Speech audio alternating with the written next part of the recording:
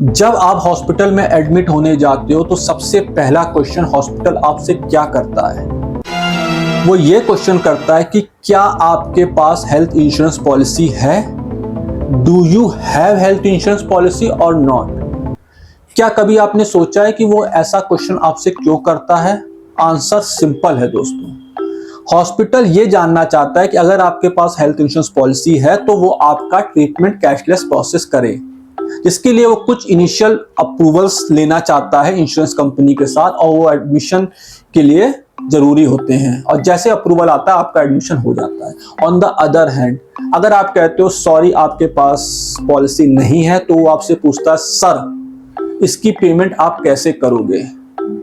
और दोस्तों, अगर उस ट्रीटमेंट की एस्टिमेटेड कॉस्ट 4 से 5 लाख हुई तो मिनिमम 10% 40 से 50 हजार रुपए आपको उसी समय काउंटर पे जमा करने पड़ते हैं। उसके बाद आपका एडमिशन होता है। और यही नहीं, जब वो डिपॉजिट आपका फिनिश होने लगता है ट्रीटमेंट के थ्रू, तो आपको हॉस्पिटल से कॉल आता है, सर इतने पैसे और जमा कर दो। ऑन द अदर हैंड, अगर आपके पास पॉलिसी आपका कैशलेस स्टार्ट हो चुका है तो हॉस्पिटल डायरेक्ट इंश्योरेंस कंपनी से कोऑर्डिनेट करके वो और अप्रूवल ले लेता है। आपको टेंशन की जरूरत नहीं होती दोस्तों।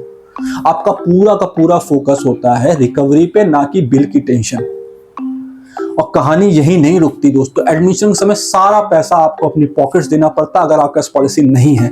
अगर आपके पास पॉलिसी है तो hospital directly final approval insurance company से लेता है। कुछ चार्जेस हो सकता है आपको देने पड़ते हैं, जो कि मैंडेटरी चार्जेस होते हैं, जैसे कि टीपीए चार्जेस हो गया, डाइटेशन चार्जेस हो गया, या फिर आपकी पॉलिसी में कंज्यूमर्स नहीं है तो कंज्यूमर चार्जेस। बाकी सब हॉस्पिटल डायरेक्ट इंश्योरेंस कंपनी से क्लेम कर लेता है।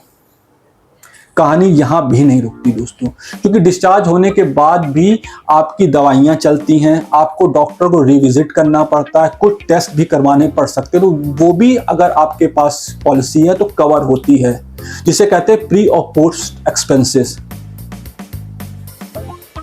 दोस्तों, पॉलिसी एक पेपर नहीं है, पॉलिसी एक फाइनेंशियल प्रोटेक्शन है आप और आपके परिवार के लिए।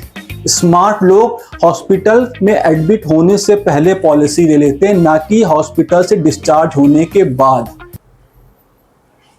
तो आप भी दोस्तों स्मार्ट बनो और बताओ कि क्या आपने हेल्थ इंश्योरेंस पॉलिसी ले रखी है।